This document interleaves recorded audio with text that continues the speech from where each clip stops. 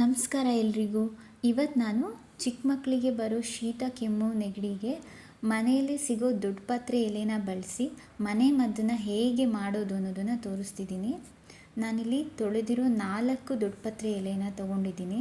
ಈ ದೊಡ್ಡಪತ್ರೆ ಎಲೆಗೆ ಸಾಂಬಾರು ಬಳ್ಳಿ ಎಲೆ ಅಂತ ಕೂಡ ಕರೀತಾರೆ. ಇದರಲ್ಲಿ ತುಂಬಾ ಔಷಧಿ ಗುಣ ಇರೋದ್ರಿಂದ ಇದನ್ನು ದೊಡ್ಡೋರು ಸಹ ಸೇವಿಸ್ಬೋದು. ಇದರಿಂದ ಚಟ್ನಿ ಮತ್ತು ತಂಬುಳಿ ಸಹ ಮಾಡ್ತಾರೆ. ಚಿಕ್ಕ ಮಕ್ಕಳಿಗೆ ಬರೋ ಶೀತ ಕೆಮ್ಮು ನೆಗಡಿ ಇದನ್ನು ಸೇವಿಸೋದ್ರಿಂದ ಬೇಗನೆ ಗುಣ ಆಗುತ್ತೆ.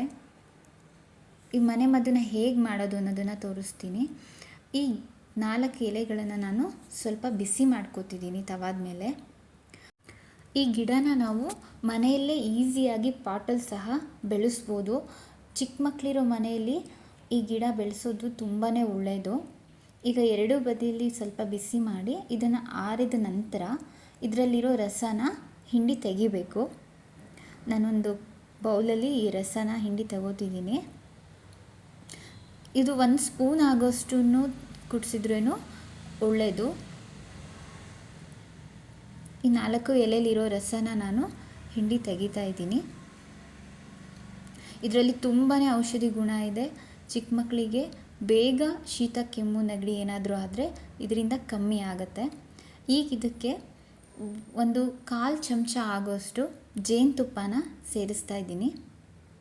ಈ ಔಷಧಿನ ದಿನಕ್ಕೊಂದು ಬಾರಿಯಂತೆ 3-4 ದಿನ ತಗೊಂಡ್ರೆ ಶೀತ ಮತ್ತು ಕೆಮ್ಮು ಏನೇ ಇದ್ದರೂ ಬೇಗ ಕಡಿಮೆ ಆಗುತ್ತೆ. ಡಾಕ್ಟ್ರ್ ಹತ್ರ ಹೋಗೋಕ್ಕೆ ಇಷ್ಟ ಇಲ್ಲದೆ ಇರೋರು, ಮನೆಯಲ್ಲೇ ಕಡಿಮೆ ಮಾಡ್ಕೋಬೇಕು ಅನ್ನೋರು ಈ ಔಷಧಿನ ತಗೋಬೋದು. ನನ್ನ ಮಗನಿಗೂ ನಾನು ಇದೇ ಔಷಧಿನ ಕೊಡ್ತೀನಿ. ಈ ವಿಡಿಯೋ ನಿಮಗೆ ಇಷ್ಟ ಆಗಿದ್ದರೆ ಲೈಕ್ ಮಾಡಿ, ಶೇರ್ ಮಾಡಿ, ಸಬ್ಸ್ಕ್ರೈಬ್ ಮಾಡಿ.